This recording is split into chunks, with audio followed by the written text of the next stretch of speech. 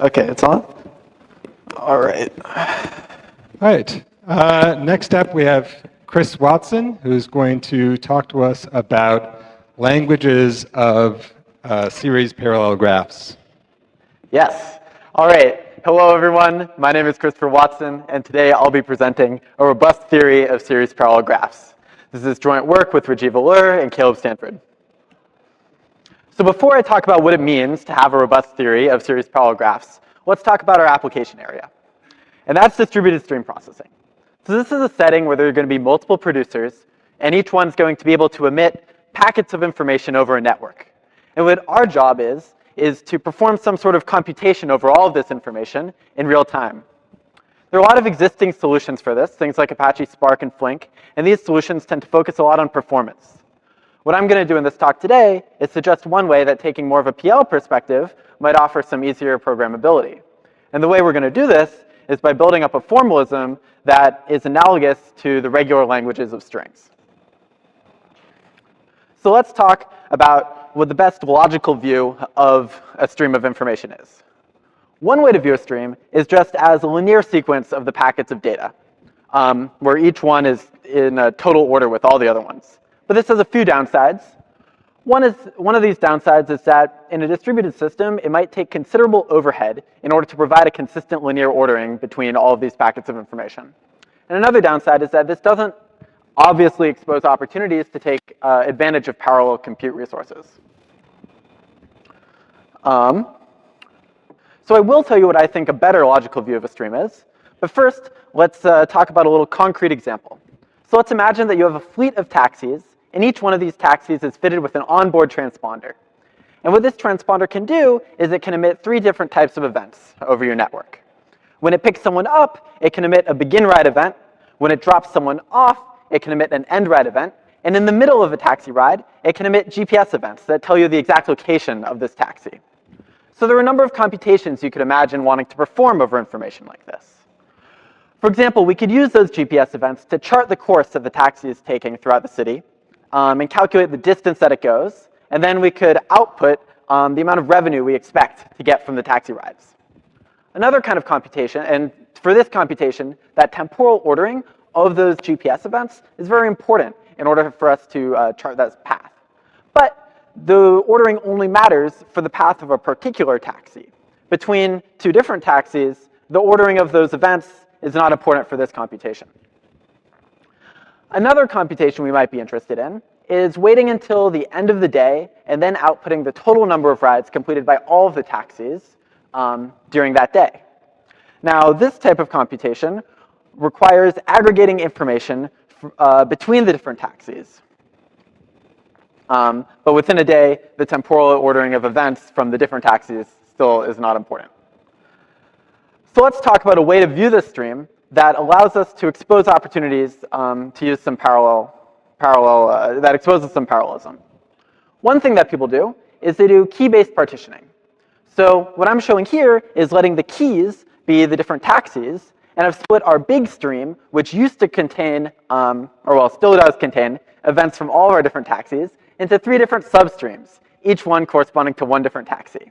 And I've added in little arrows, which are showing an ordering relation on this data. So within each of these substreams, corresponding to 1 key, there's a total ordering between the events. But there's no ordering shown between the events of the different taxis. Now, if we want to occasionally synchronize the events from the different taxis, we could add in global punctuation markers. So what I've done here is I've added in day markers. And what the day markers do is they mark the start and the end of the day. So in this graph, since all of the taxi events are coming after the first day marker and before the second, they all correspond to the same day.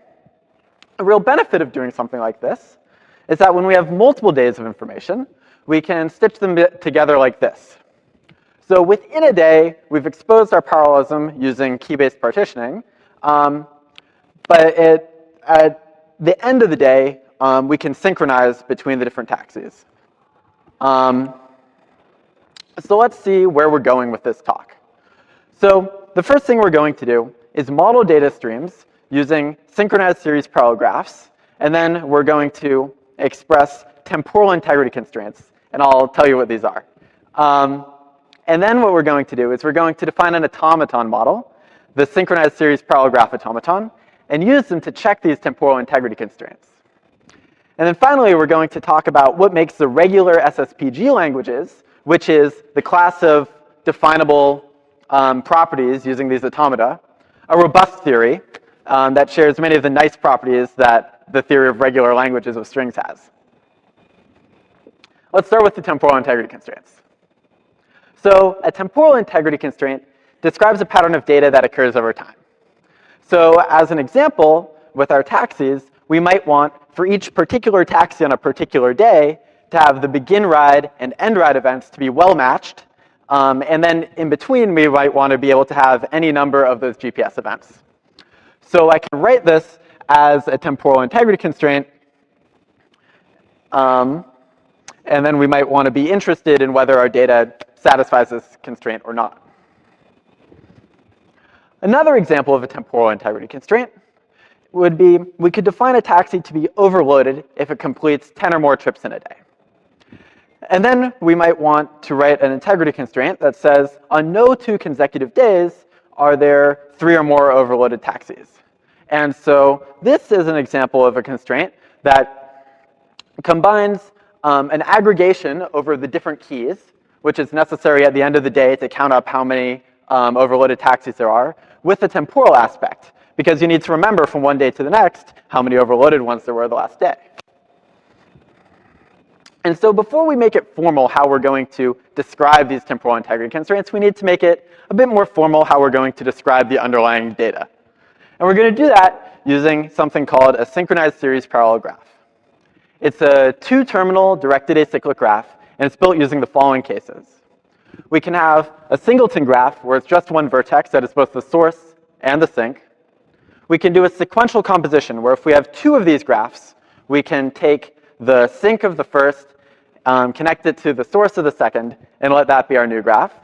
And then we're also going to have an unordered parallel composition, where if we have any finite number of these graphs, we're going to be able to introduce a new source and a new sink, connect that new source to the sources of all the constituent graphs, connect the sinks of all the constituent graphs to that new sink, and then let that also be a graph, a synchronized series parallel graph.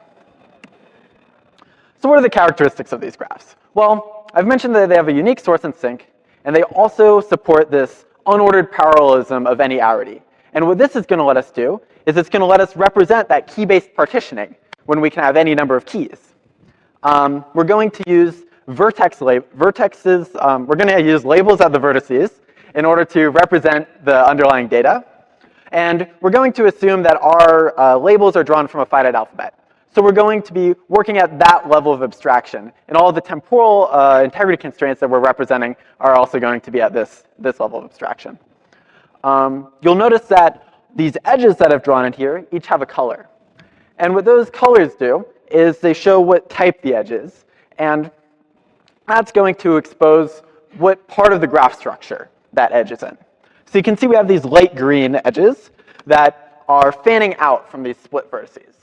Those edges were added in the splitting part of the unordered parallel composition. By contrast, there are these black edges. Those were added in during the series parallel, or the sequential composition. And so what this does is it lets us look at a completed graph and see how it was built up inductively. It'll be useful for us later. One other thing is that there's this gray edge that I haven't really talked about yet that connects the introduced source to the introduced sink during our unordered parallel composition. This edge doesn't change the ordering relation between the nodes, and it's included largely as a technical detail, and I won't have time to talk about it today. So now that we've talked a bit about temporal integrity constraints and how we're representing our data, let's define our automaton model. So we want to be able to decide properties that combine temporal and relational aspects. And we want to have these automata describe those temporal integrity constraints that we introduced a bit ago. So for example, if we remember that constraint that the begin and end ride events are well matched, we would want to be able to represent that as an automaton so that when we have data represented as one of our graphs, we can use that automaton to see if the constraint is satisfied or not. And we're going to say that the set of all automata definable properties is the regular SSPG languages. So let's look a bit at how we define our automata. If you've seen other models of finite automata, a lot of this may seem pretty familiar. We're going to have a finite set of states, some of which may be accepting states. The computation is going to start by assigning a distinguished initial state to the source of the graph, and then it's going to proceed from left to right, assigning new states to the successors of a vertex based on the state that we've already assigned to that predecessor and the label at that vertex. So as an example, and we're going to have different transition functions that operate in the different parts of our graph structure. So we're going to have a sequential transition function for the parts of the graph that were created using sequential composition. And the way this is going to work is we're going to look at this predecessor vertex, the state we've already assigned to it, and its label. And then we're going to decide which state we're going to propagate to its successor. Similarly, in the case of the unordered split, we're going to look at the state that we have already assigned to this vertex and its label, and decide which states we want to propagate to each of its successors. And I'm introducing the deterministic model here. In the deterministic version of our automaton, we have to propagate the same state to each of these unordered branches. And that's a feature of our model. Our parallelism is truly unordered. There's no way for our model to distinguish the branches until it sees what data is stored on them. Now, the really interesting part of our automaton model is how we deal with these unordered joins. I've said that we're going to determine the state that we assign to a successor vertex based on the states that we've already assigned to its predecessors. But in the case of the unordered join, there may be unboundedly many of these predecessors. So how is our finite automaton model going to deal with this unbounded number of inputs? The tack we're going to take is we're going to allow our unordered join transition function to look at Boolean combinations of predicates that look like. Look at all the look at the states that are represented in these predecessors. Count the multiplicities of each state, of a particular state, and then compare that against a constant. So there's going to be these constants that are baked into the transition functions, baked into the description of our automaton. And we're going to say that the highest such constant that appears in any of these transition functions is the counting complexity of our automaton. And so this counting complexity is a new notion of complexity that is distinct from the normal notion of state complexity of an automaton. So to make it a little bit more clear how this counting complexity and unordered join transition function works, let's assume that one of our subgoals of our automaton is to assign this particular state, q many, to a join vertex if 3 or more of its predecessors have already been assigned this q overloaded state. So you can see in this little picture, I have 4 of its predecessors have this q overloaded state, which justifies us assigning that q many state to this join vertex. But this picture wouldn't really change if 3 of them had this overloaded state, or if 4, 5, 6, any large number of these predecessors have that state. So in order to figure out what we should do, we really only need to count up to 3. So we will say that for this kind of property, a counting complexity of 3 suffices. So I've told you about some design decisions. Now I'm going to tell you what those design decisions buy us. What makes the regular SSPG languages a robust theory that we would want to work with? Well, let's start with some closure properties. Our class of languages is closed under union, intersection, complement, homomorphism, sequential composition. And this is nice because it allows us to express complex properties compositionally. So bringing it back to the taxi cab example, if we've expressed 2 different temporal integrity constraints as regular SSPG languages, and we're interested in when they both hold, we know that we're also going to be able to express that as a regular SSPG language and get all of the benefits that that buys us. Additionally, our class of languages is equally expressive to monadic second-order logic when interpreted over these graphs, and to graded mu calculus when interpreted over this class of graph. And this is great because these are well-studied logics and are a good meter stick for how expressive we would want our model to be. And it's analogous to a result for strings, where the regular languages of strings are equally expressive to the monadic second-order logic expressible properties of strings, which is sort of why it's nice to use the name regular languages for our class. And then let's talk about nondeterminism. So I only gave you a description of the deterministic automaton model, but we also have a nondeterministic automaton model, and they're equal in expressiveness. So if we have a nondeterministic automaton, we can determinize it with an exponential blowup in state complexity and a linear blowup in counting complexity. And this is really nice because a lot of constructions are a lot easier to phrase in terms of the nondeterministic automaton model. For example, our result of equal expressiveness with monadic second-order logic, the way we proved that was by going through our nondeterministic version first. And then, interestingly, with our deterministic model of computation, increasing that counting complexity strictly increases the amount of properties that we can express. And this sort of lends credence to the notion that counting complexity actually is a good measure of complexity for properties of these graphs. But with our non-deterministic machines, we can get the full expressiveness with only a counting complexity of 2. Now, what can we actually do with these automata?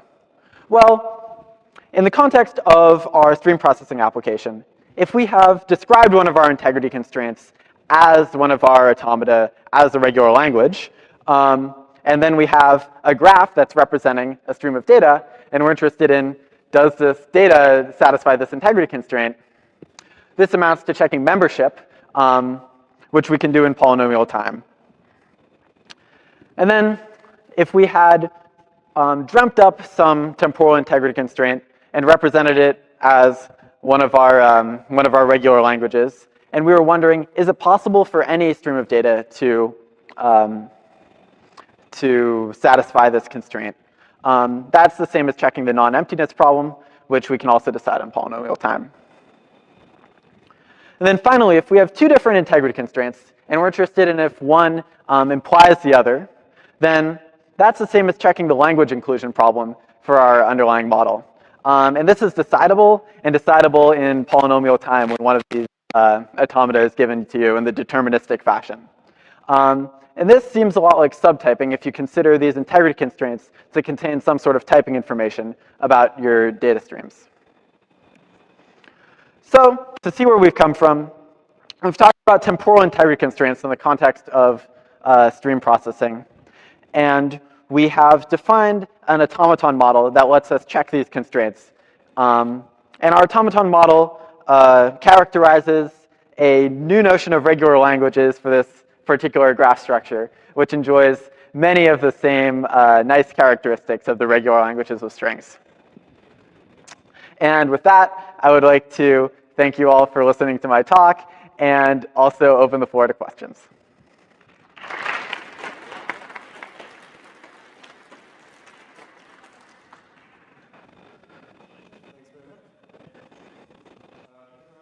Questions from the audience?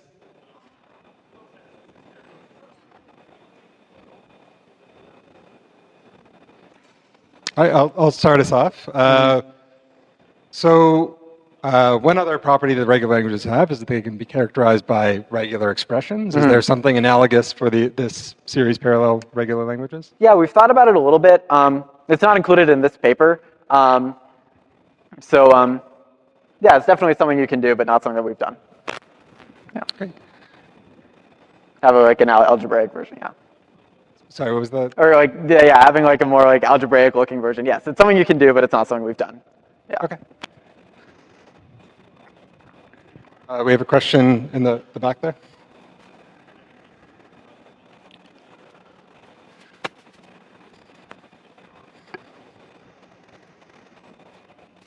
Hi, I'm Arjun Radhakrishna from Microsoft.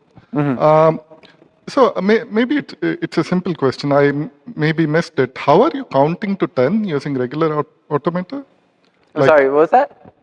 Like in your example, right? You had count up to 10 trips in a day. Like, how are you counting to 10? Do you also have registers in here, or is it just you're counting using state? I guess yeah. So in the counting, the question was how are we counting to? Wait, I'm sorry. The microphone quality is not super excellent. Okay. So in the sequential composition. Oh yes. How are you Oh. counting to 10? Yeah, and the question was, in the sequential composition, how are we counting to 10? We have to do that using states. The same way you'd count, like, is your string have like 10 of a particular character followed by some other character if it was just deterministic finite automata for strings. So yeah, thank you for the question. Another question here in the front. So work out. Hey, thanks. Cool talk. So I can also see the application of a theory of like automaton matching like this to DAGs as opposed to just series parallel graphs. And for example, your result about generating examples that fit an automaton seems like it would trivially work for DAGs since series parallel graphs are a subclass. But for the other result, what breaks down in terms of efficiency of matching on the automatons if you move the graph class up to DAGs? For which other result does it break down? Sorry. I think that your other primary result, to the best of my comprehension, was about the efficiency of matching automatons to graphs. And does that result break down if you move the class up to DAGs from series parallel graphs? Efficiency of matching automata to The graphs? membership The membership question. I guess there are a bunch of ways of defining graph automata. One of the benefits, what breaks down? I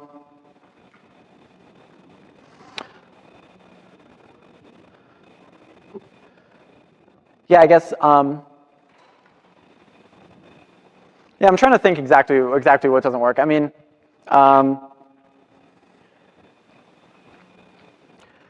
there are a lot of things that we do that's sort of related to our kind of principled splitting joining structure, where we know that when something splits, all of those subbranches are then going to come back together. And it's sort of exploiting that structure that we did most of our research. Like our determinization procedure only works for that sort of, that when it splits, it's all going to come back together again.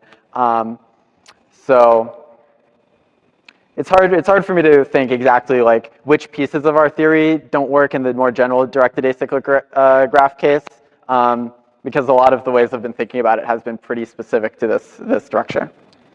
Could you say that there's an analogy with like visibly pushed down languages where you're similarly, this magic matching that you can use to... Yes. Yeah, this is, if you're familiar with visibly pushed down languages, this is really this is in many ways just a generalization of those. And yeah, that matching structure is very important for many of our results. All right, thanks very much.